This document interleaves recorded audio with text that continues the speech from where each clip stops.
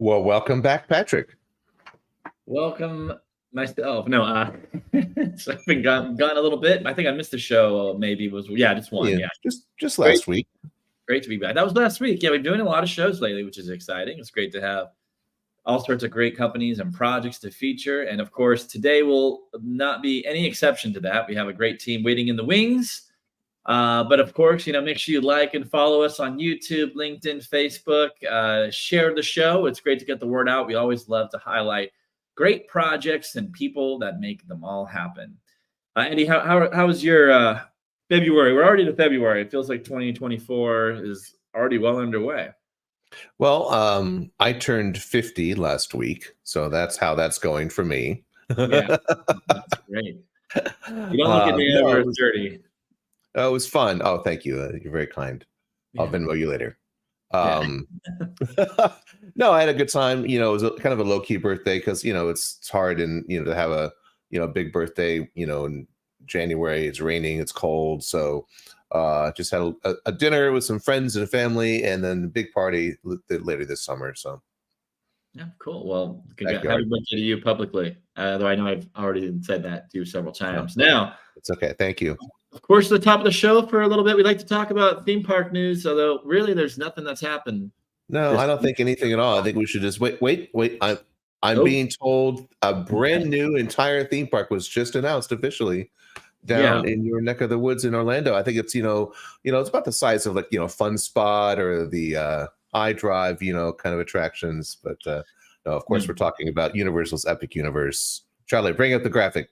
Yeah. Look at this, folks. Look at it.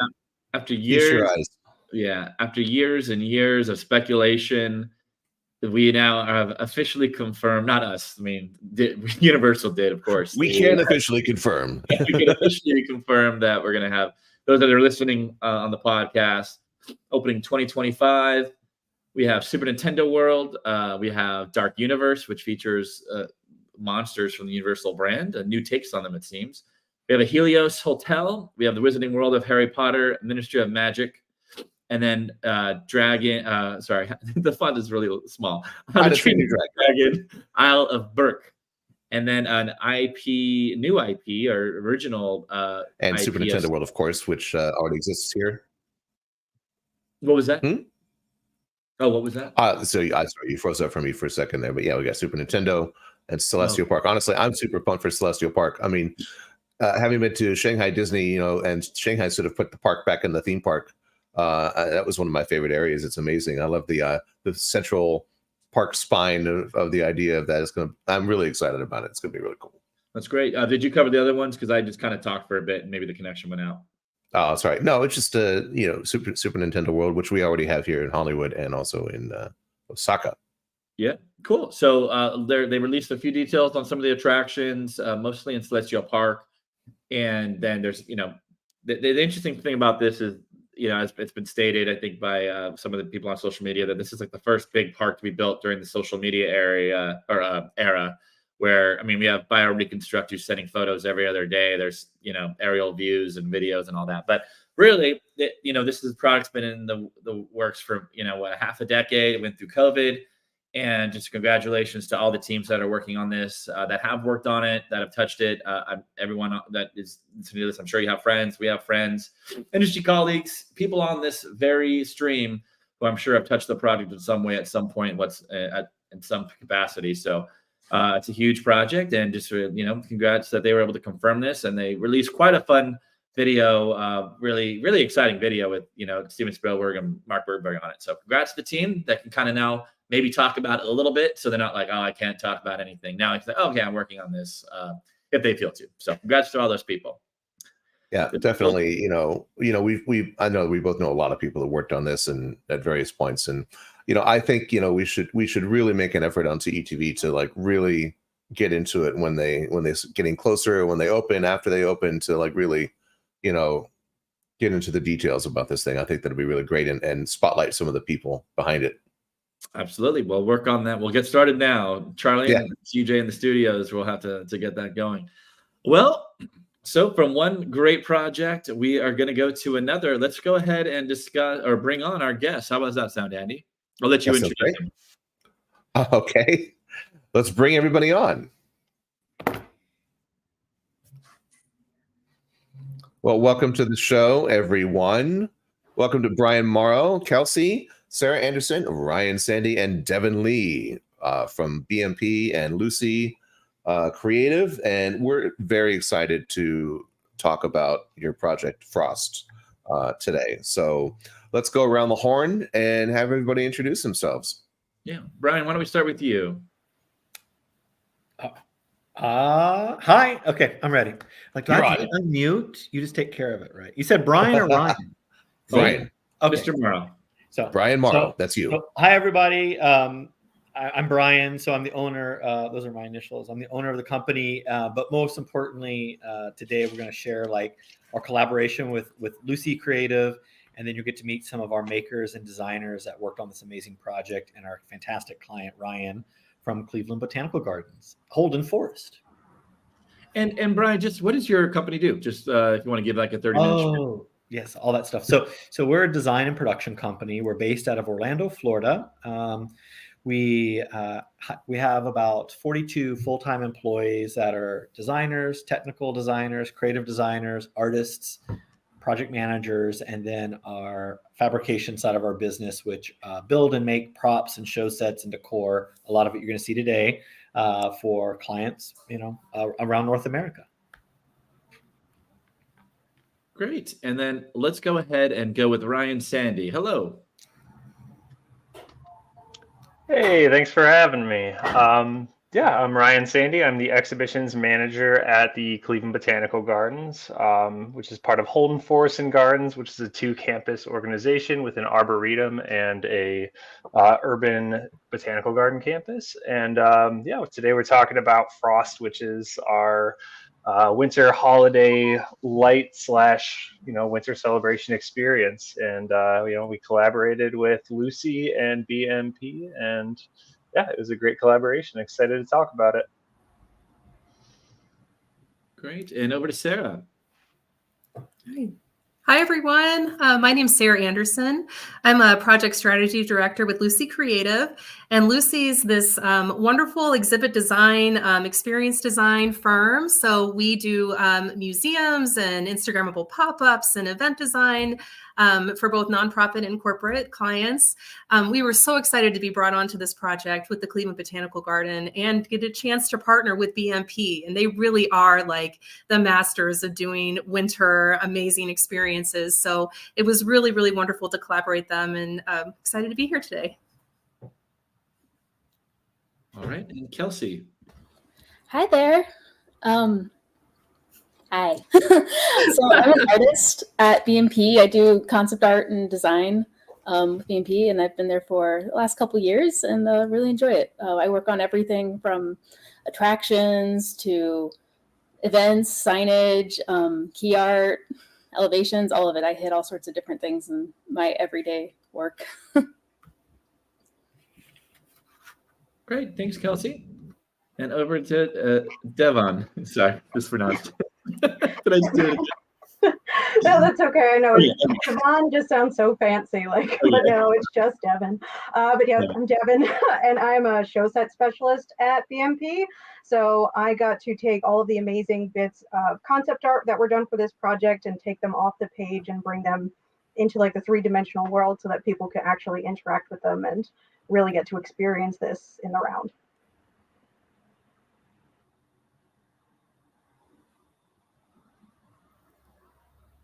Great.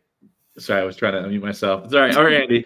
Well, let's go ahead and do an audience overview of the project. So what does the experience entail, and maybe even how did it begin? Do we want to have Ryan take it away and talk a little about the whole project in general? Ryan Sandy. Sure. Yeah, happy to do it.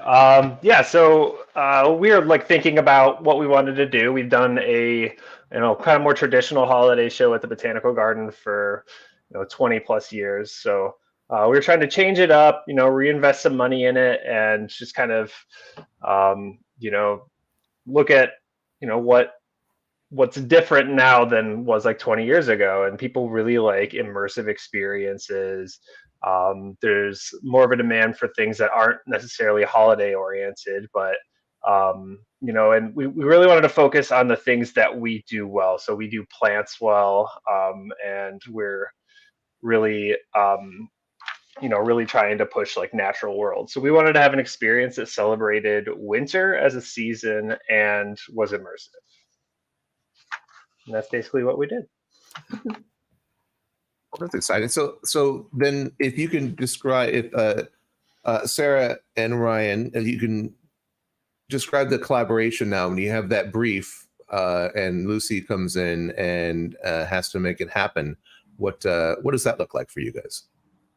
Yeah, so we came to Cleveland. We got to tour the Botanical Garden. If you haven't been there, you need to go. It is a stunning, stunning place. And we kind of got all together and just really talked about what this could be. How can we make something that will allow visitors to feel the joy and magic of winter and an experience unlike anything they've ever had before? And we knew that we wanted to do something immersive. But what if, we asked ourselves, how could we take natural elements and create these really big, immersive, beautiful sculptures that you could walk through and really create an entire world? So we wanted it to be elegant, whimsical. We really wanted guests to just be amazed. And we were so excited to work with the Botanical Garden because they have some amazing horticulturists on their team. I want to call out Summer Tolan. She's, you know, a horticulturist, but she's also an artist. And really, there was just like this big vision from Summer and Ryan to just bring plants into kind of unexpected ways, use plants to create these over-the-top scenes and vignettes to really make guests feel transported. That's great. And so, you know, Ryan, Sandy, you were discussing earlier that, you know, the expectations have changed a little bit and they've evolved. And so, you know, how did you determine the desired level of guest experience and what they would do when they went through this frost? Yeah, we went through a million different iterations of what we wanted to do. You know, a lot of it was, you know, considering budget. We did capacity studies and just looked at, you know, the you know, like the market around us, and just decided that we wanted a combination of this indoor and outdoor show. And you know, like as we were talking about, immersion was huge. The plants, you know, the integration of plants is huge, and that's always a huge challenge too.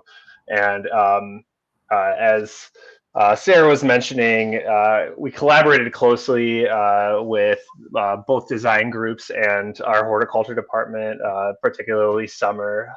And you know, we had to design all these things so that we could keep plants alive for 6 weeks, and really like that'll draw people in. The lights draw people in, and kind of how you program around the design as well. So you have to make sure that when you design these areas, there's areas for like performances and for like great walkthrough capacity, that kind of thing, and really just considering the visitor flow in general. Yeah, we wanted it to be, you know, a wonderful destination for families, and just really, really bring people to the Cleveland Botanical Garden. You know that people are always looking for awesome indoor activities to do in the winter in the Midwest. So this really was a very, very unique option. I mean, everything was just Instagrammable. Everything that you saw that we brought to life with Ravenswood Studios as well, Luci's sister company, they were able to fabricate some things. But I mean, everything that was kind of, it was tricky because we wanted to use as many natural environments as possible, elements, plants, leaves, etc. But anything that was within touch, we had to make it be artificial. And there's this beautiful blending that occurred between the real and the artificial. It's just gorgeous, spellbinding. Yeah, these two companies, you know, Luci and BMP, they have a lot of knowledge that we don't internally have, like a lot of the engineering for these things. You know, and when you talk about immersion, you want to have people that worked on things like theme parks and these other experiences that are super immersive and really popular. So, you know, it was just exciting to learn from them, like the kind of ways that we could put these things together that we haven't considered before. And we learned from the botanical garden too. We dove into a lot of research, and it actually spurned some character ideas. So Verglass is like the main winter spirit that appears in the show, and that's named after Verglass is actually ice that forms on plants to protect them from the winter. So we brought in a lot of because that's what's so great about the Cleveland Botanical Garden is their mission to connect people with the wonder of plants and value of plants, but it's really the science behind it as well. Kind of combined in this magical way. Well, that's great. I love that. And then, of course, you very wisely called the experts at BMP Yes. to help bring it all together. And what was your collaboration with BMP? How did you begin that conversation, and then, determine the scope and things like that? Yeah, our CEO AJ is really good friends with Brian. They met through TEA, and so we knew that they were the ones we wanted to collaborate with. And Ryan, I believe that Joel brought us on Luci, and that's kind of how the whole team was formed.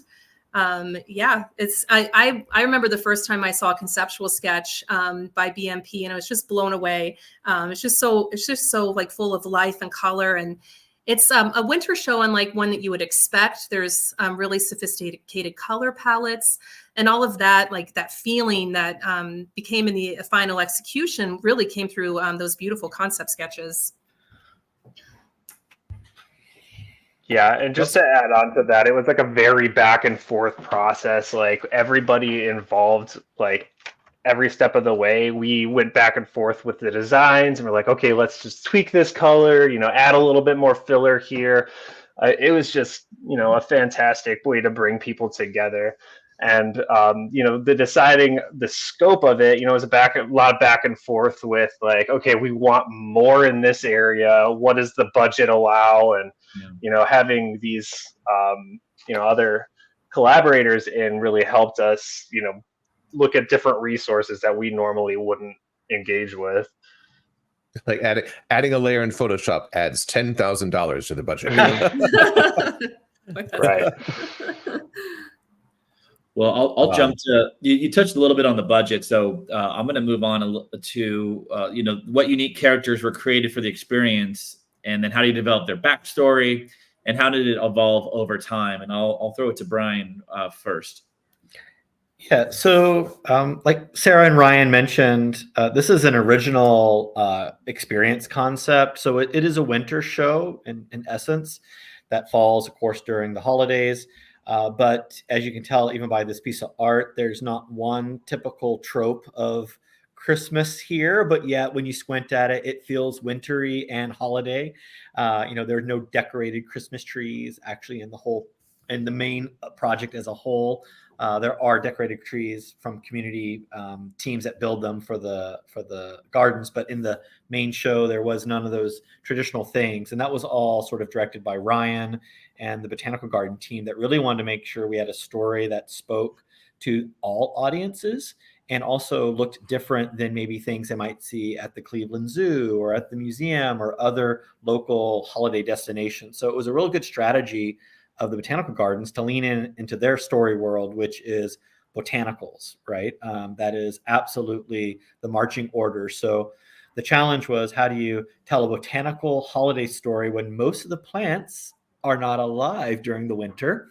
And so the research team found this word verglas, which is the scientific name for the protective layer of frost that will encase all the plants and the botany for the hard freeze of the winter. So it's the first protective layer of frost before the hard freeze comes.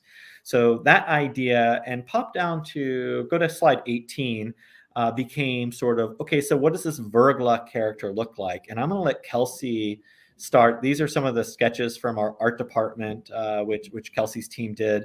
So Kelsey, talk a little bit about, and you'll see all these different, and none of the one we built is the smallest one on the bottom, but you can see all the different versions. And this was probably, frankly, for the client side as well, like Ryan's team, the most complex part of the project, because there was no equal. What does this mean? What is it made of? How are you going to do this out of flowers, right? How is this even going to work? So Kelsey, maybe talk a little bit about the development of the actual character itself. Sure. So this is actually a piece that I did. I did most of these sketches here, I think. When we were given this project, it was a really interesting challenge. We've done a lot of different events for different times of the year. We get a lot of holiday time events, and obviously they usually go very, very Christmas. And it was really fun to get to work outside of that world for a change, and really focus on something that is exclusively about winter and how it connects to nature, and the botanical garden itself, and how we could bring in that floral motif as well as all of basically the essence of winter itself into a particular character. So we wanted we kind of looked at how nature spirits and sprites and nymphs and things in that realm have been depicted in the past. We kind of explored different options, making them more slender, more kind of icy and pokey, more snow covered. Our final version ended up being very soft and snow covered, but the goal with Vergla was to keep them very, very kind of non-human, not quite animalistic, though we did play with some options that almost had Vergla looking more like an owl than a person, but just something that was not quite something that you'd seen before for this time of year, basically, but something that would also speak to, there we have some of the owl options done by our art team. We just knew that we wanted something that felt ethereal and new and different, and not quite human, and not really necessarily gendered or anything either, just something very winter. So that's where we started to kind of get this idea of Vergla as a really kind of like a very swirly, swishy character. We wanted a lot of movement in the form and the design. We had this idea to layer in different types of florals, different colors and different textures, kind of running up their body and into the ground. So they weren't just a separate character, but they were part of the landscape. They were rising out of it and just literally covering it with their coat, was the idea. So you can see we went in a lot of different directions, then coalesced onto this kind of particular version of the character, knowing also that we would have lots of little animal friends that would also be in the same scene to kind of coat similarly to them. So we figured out this main character, right? This is the story world sort of built around Vergla and their ability to sort of enchant and protect winter. But maybe we should start as to the world Vergla created and the guests will get to experience. So maybe Ryan can kind of walk us through the overall experience. Maybe image 2, I think would be a good one to start on, and kind of just talk about the guest journey a little bit. Or I can do it, Ryan, if you want, but anybody can jump in here. I'm happy to start. Overall, then we can get into how we made it all, which is the really cool stuff, right? Yeah, there you go. That's the best journey, can't you tell? Yeah, like we said, there is a lot of consideration to visitor flow here, and just making sure that everything seemed really jam-packed everywhere you looked, which it ended up really, really looking jam-packed. But so when you walk into the building, we kind of wanted to have one field that changes as you move through, but kind of like a steady transition from almost like spring or fall, just a little bit warmer, into this icy area, which is the realm of the winter spirit, which is the place that Vergla inhabits. So you see things subtly getting icier and icier as you get to that room, and then you kind of have callbacks, before and after that connect the story throughout. So I mean, Brian, you could talk more about that, I'm sure. Yeah, pop down to image 3. This is sort of the arrival experience, which the challenge we had here was this is actually a very tight space and an operational corridor for the property. So everybody goes in and out of these doors, basically, this whole space. So we had to get everything overhead and up against the wall, so everybody can get through. But also, as you can start to see, we're developing this visual language of botanical, leading with botanical, right? Botanical leads in every image, and then there's scenic, and then there's graphics, and then there's decor is last, which is different than a normal holiday project, which decor will typically lead. But here the botanicals are first. If you flip the next one, I'll show you the actual, this is that year. That art is a year old before we built the thing. Another thing to talk about, Ryan and everybody gave us the right amount of time to do the project. It was almost a year and a half. Or more, I think, on between development and production. It was a great duration, so we could really experiment and prototype and figure things out. But as you can tell, everything got bigger as we started building things, which is great. But you'll see the integration of live plants and artificial plants start to happen here. And as Ryan mentioned, once you pass this point, everything starts turning more blue, more frozen, until you eventually reach we can go to the next. You can kind of click through the next few. I think will take you sort of through the experience. Like, this is original art of what does this giant lobby look like, and look at what it looks so much better in the real photo, which is a great thing. In the next one, it'll show you. There you go, all finished.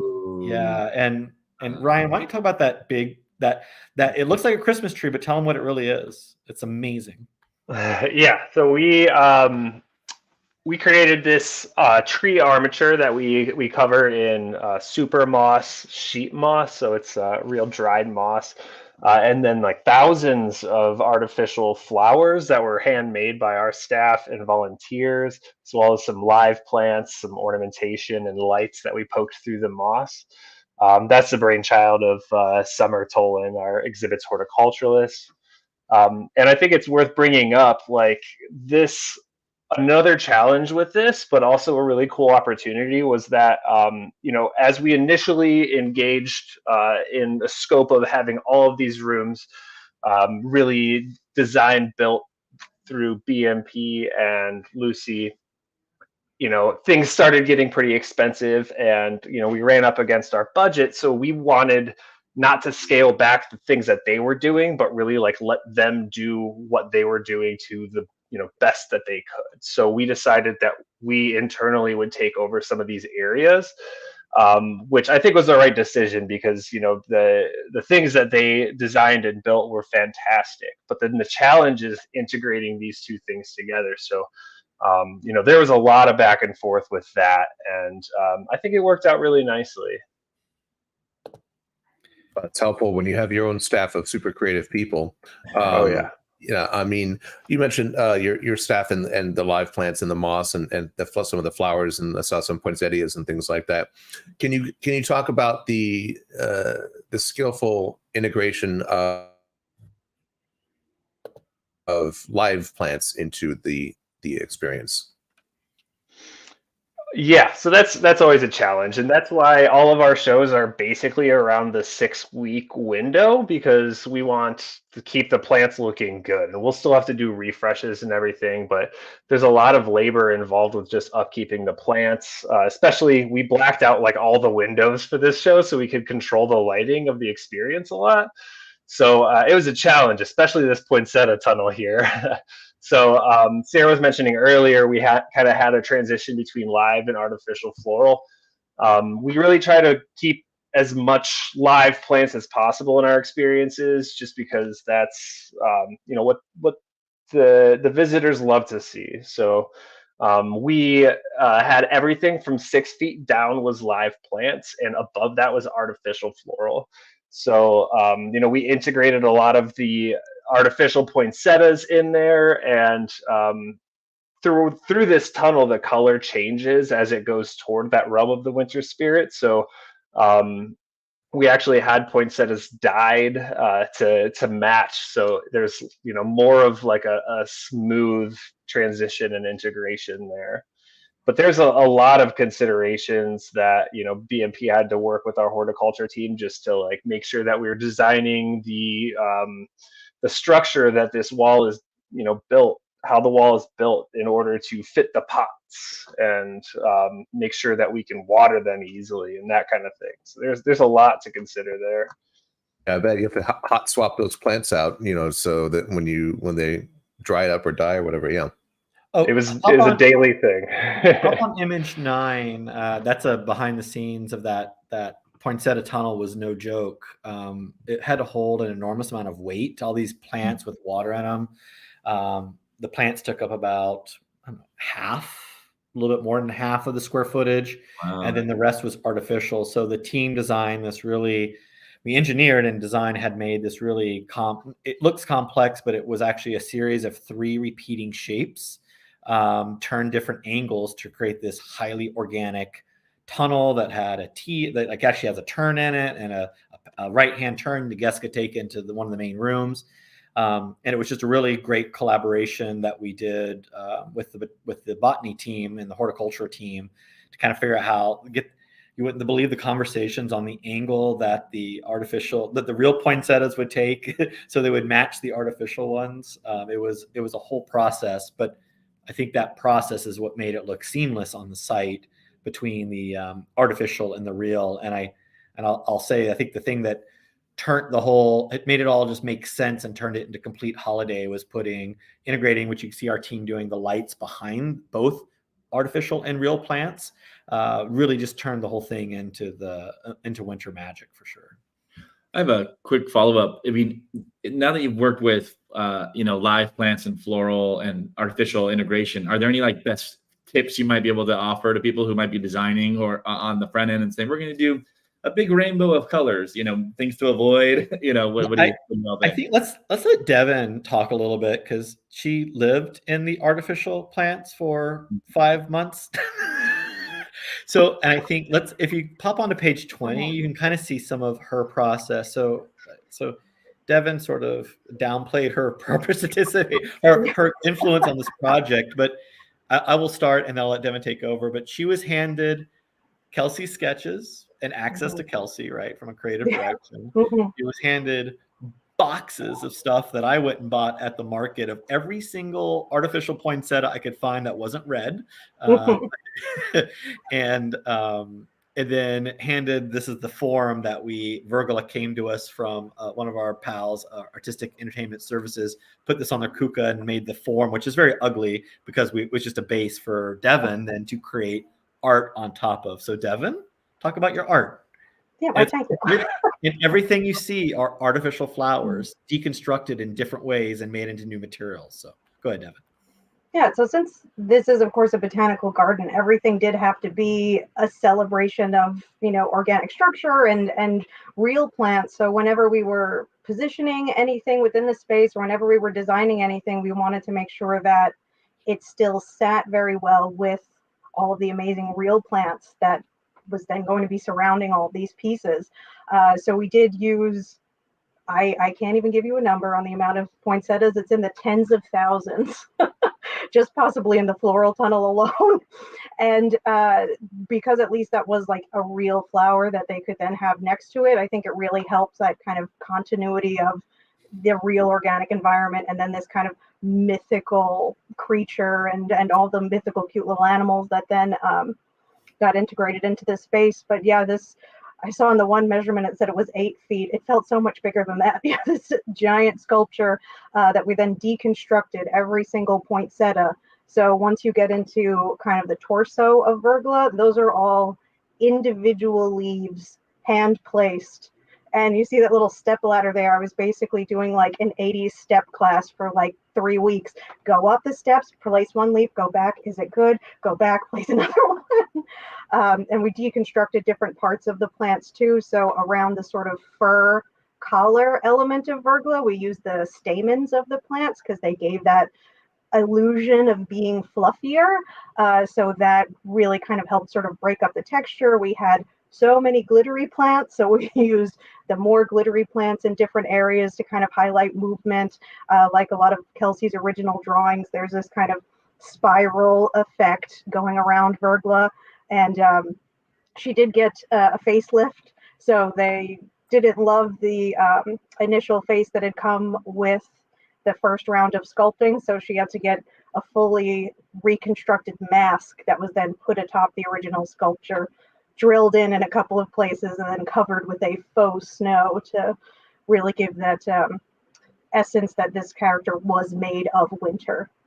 But yeah, it was an incredible together. You got some like resin eyes there that are like semi-translucent. The skin itself is almost supposed to kind of resemble a snowman. You can really see how the faux fur really does feel a lot fluffier, but it's just the glittery stamens that kind of came from within the poinsettia. So we wanted to keep it as organic as possible, even though so much of it is very glittery. But it's like the magic of glitter. Devon's team were really good sports about taking our feedback from the art team about just trying different things with them. Devon had made a whole swatch of different like skin colors and different amounts of like glitteriness to test on Verglas, and it was a fun collaboration. Thanks, Devon, for all your hard work. Thank you too. The amount of glitteriness can sometimes be very important. So you want to make sure that you're meeting the original vision of the artist who had lived with Verglas for so much longer than I had. So I wanted to make sure that I was still respecting what the team had come up with. But because this is an organic figure and an organic process, some fun things changed, but hopefully they changed in a way that everybody was happy with.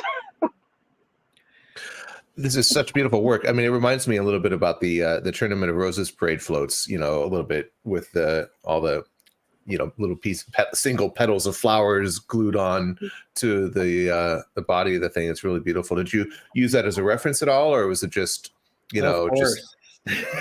That was beautiful work. And what's nice, you couldn't have done this with real flowers. It would, this has to last for, I think it took us like 4 weeks for install. It was a very long, 3 weeks for install. It was a very long install. And then it has like, a 10-week run or so, right, Ryan? And then it has to be stored. And this is an investment. So the mix of live plants with the artificial is really live plants where guests could touch, and artificial really where they couldn't, was a strategy that Ryan set forth for us from what would be, because they never had a lot of artificial plants in the gardens before. So it was making sure that all worked, and we made sure the artificial plants weren't trying to look like real ones. They are crystallized and outrageous and stupid colors, and then all of a sudden the horticulture team goes, but we can grow these poinsettias blue and purple. I'm like, oh, okay.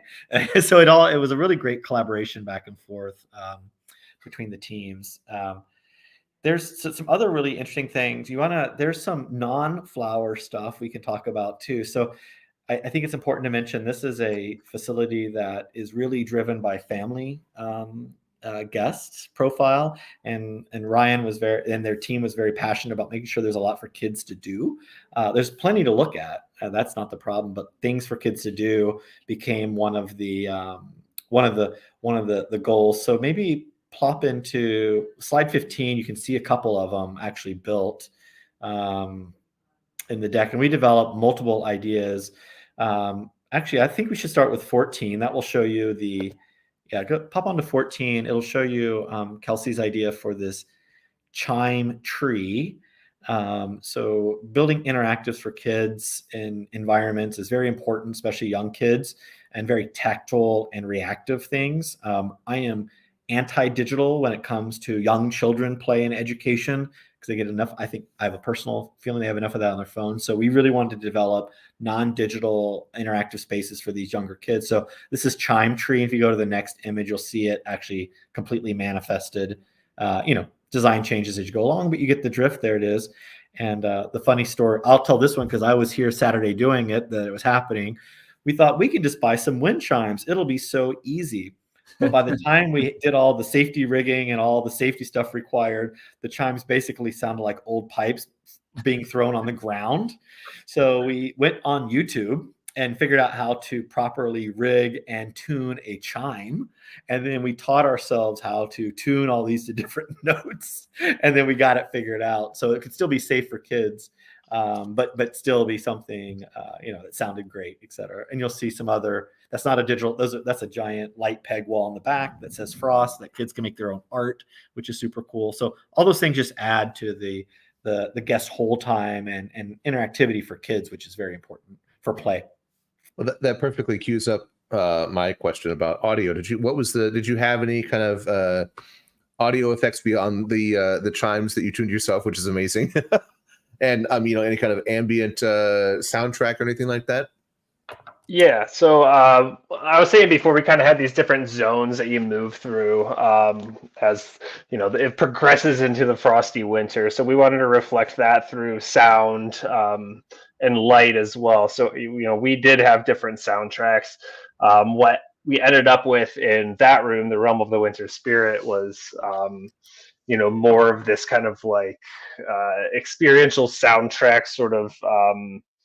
Background icy noises and kind of trilling sort of instrumental stuff, which really lent itself to that experience. So you're not really distracted, and it's not necessarily I don't know how to put it, but yeah, it just really brought the whole vibe together of the room. And it transitioned as you walked into that room too. So there was like 3 different sound zones as you go through the building that all had a whole different feel. That's great. Andy's our resident audio designer, director extraordinaire, so he's always interested in the audio. So I know there's several different aspects of the project that we'd love to cover a bit. So I'd love to just kind of go around the horn here and let everyone talk about maybe their favorite aspect of it. So for example, maybe it's the characters, maybe it's the animal integration. So everyone has a chance to touch on something that they loved and maybe we haven't captured yet. So why don't we go to Sarah first? If you want, was there a favorite aspect of it or a cool aspect of the project that you would like to share about? Yeah, sure. Well, I mean, my personal favorite, I really love the animal characters that you find throughout the experience. They also are comprised out of florals, and they just turned out so beautiful. But really, I mean, this is an experience geared towards children and, children at heart, adults, and children love animals. And so it really became like a seek and find throughout the entire experience. And we had all kinds of winter animals like these adorable penguins here. Yeah, Kelsey, you should talk more about this for sure. Okay, my favorite is also, I love the animals too, but specifically I love both the deer and the little foxes. They're seeing Devon come up with interesting, fun ways on her team to cover them and make all sorts of different like colors. And so they weren't just regular animals. They were all, frosted. They were all like brought up to that same level of verglas where they're going to be all glittery and fun. And they're just really pretty. They're just really, not something you've seen a lot in, all of the different holiday decor. You may see like deer and stuff, but I don't think I've ever seen anything quite as cute as these where they're all covered in frosted leaves and petals. I mean, look at that fox. That is just awesome. Devon, talk about the fox. This was everyone's favorite. I know. I think purple fox is everyone's favorite. So yeah, these were what I came to call the glitter critters. And so again, all just different types of florals. When applying them, I tried to almost kind of mimic the musculature and fur of the animals. I love animals so much. So this was just a pleasure for me to get to do.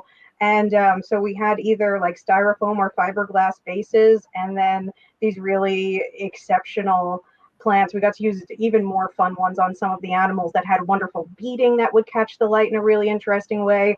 Lots of really glittery leaves. Everybody has a little glittery nose. I think most of them have little like pearlescent, like an actual pearl in their eye as like a glint. So they were just a lot of fun because, I mean, of course, kids love animals, but everybody's a kid at heart when it comes to animals. And yeah, those foxes are really hard to resist as far as just like getting to squeeze and cuddle them because they're adorable and they're just so much fun. And they bring out the kid in everyone that you get to have these frosty, glittery animals everywhere. The visitors loved them. Yeah. I'm so glad. Yeah, we love them too. They were hard for us to let go.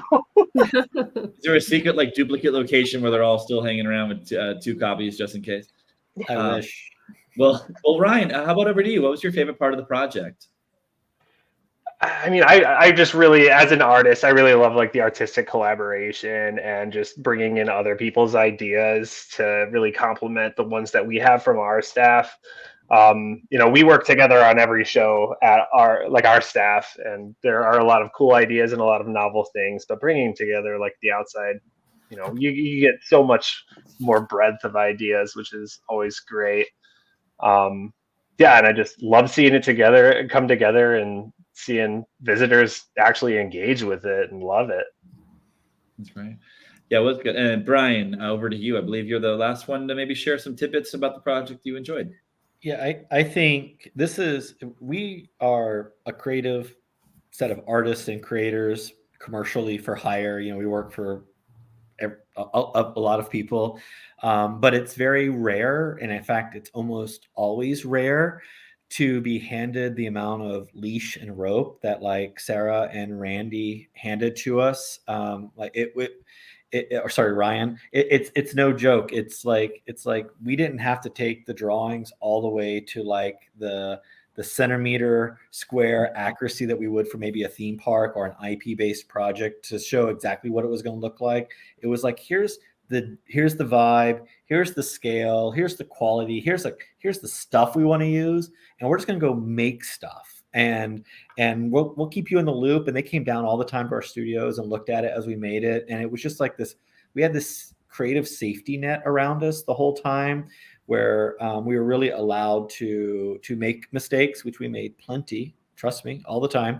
But from that becomes the better and the better and the better and the better. So I think that is a very rare experience for client work.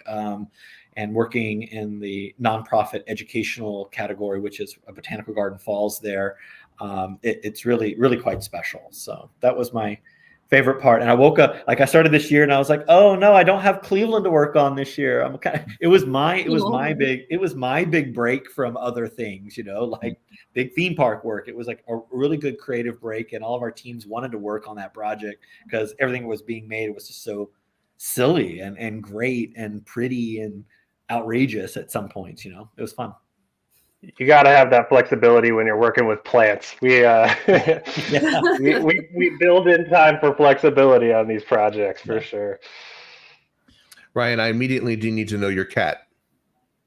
Oh yeah, little furry animal. This is Cagey Nick, named after Nicolas Cage. Oh, Nick.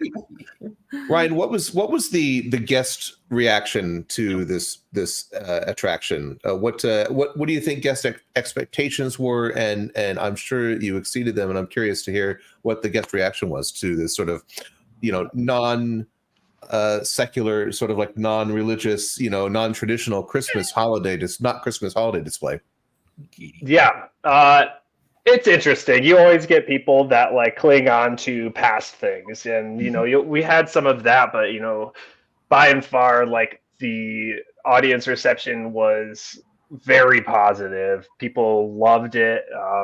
You just see them interacting with immersive displays, and you hear like audible gasps from people when they go into that poinsettia tunnel or like walk into the realm of the winter spirit, and people. You hear people be like, "Oh my gosh, I feel like a kid again walking in there," and it's just so awesome to see and hear that. And the numbers reflected that as well. We had a huge increase in attendance, more than we've had even when we had our previous show that was hugely popular. So, wow, it was a great success all around. What was your marketing strategy for the event? We went pretty heavily on a lot of different marketing. We had a lot of, local news, a ton of that kind of media.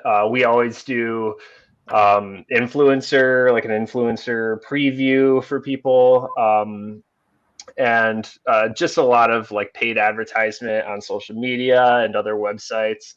But we did invest a lot more in advertisement for this than we previously have in shows. After doing like a research study on that, we figured out that we could spend a lot more and bring a lot more people in. But we had a lot of beautiful things that were created that we could actually market for this. So that's huge. That's great. Well, I'm sorry, go ahead. I was going to say, now you have a lot of word of mouth for next year. Mm-hmm. Right. Well, yeah. Before we wrap things up with our final question, I have another final question. So, what is the future of this experience? What is next year? Brian Morrow said it was a bit of an investment. Is the experience going to evolve? Is there anything you'd like to tease? If not, that's okay too. Yeah, the experience will definitely evolve, and the idea is it's a 5-year run for this show that is Frost, and we want to bring things into different spaces, and just add more each year. So we'll have partnerships. But probably bring Brian and his team back on here at some point. So there's going to be more, and it's going to change year after year for sure. You heard it here first, folks. That's contractually Yeah. binding. So did Devon, that Brian, means yeah. we get to go back and have like our Airbnb kitty. Okay. Well, the last question we like to ask all of our guests is, and this is for everybody, is any general career advice you have to, whether it's people who are just starting out, people who are trying to enter, or people who are 20, 40 years in the industry. This show has quite a breadth of people on it from varying degrees of experience levels. What would you tell somebody, about how to develop a fulfilling career in our wacky world of entertainment? And let's go ahead and start with Brian, because he's usually good at improv. So I'll put him on the spot first, and then we'll go down the line. I actually think Devon's going to give you one of the best answers, because she's doing it right now. I'll start by saying, don't be afraid. I did it. I was a fry cook, my first job in the industry, with my fancy engineering degree. I went and cooked French fries at Six Flags to get in the business. So don't ever be afraid to take the job to learn a thing. And then once you learn a thing, you can turn that thing into 5 things, into 10 things, and then into a career. So never be afraid to take the first step. And it may not be the exact step you envision for yourself, because that step may be a few steps ahead of where you really should start. And then just get started, and then you'll have this great foundation. And then from there, you can do basically anything you want. Great. Well, your name was invoked, so let's go to you. I don't know what magical answers I have, but yeah, I mean, this was pretty incredible. This was one of those situations of like, definitely go out there, get into a really amazing position, and then thanks to my portfolio, they invested this level of trust in me to be able to do this project. And I did the Penguin. They were like, let's try you out. The Penguin was a test run that I didn't realize I was being tested, and then he turned out really well. And they're like, guess what? There's more.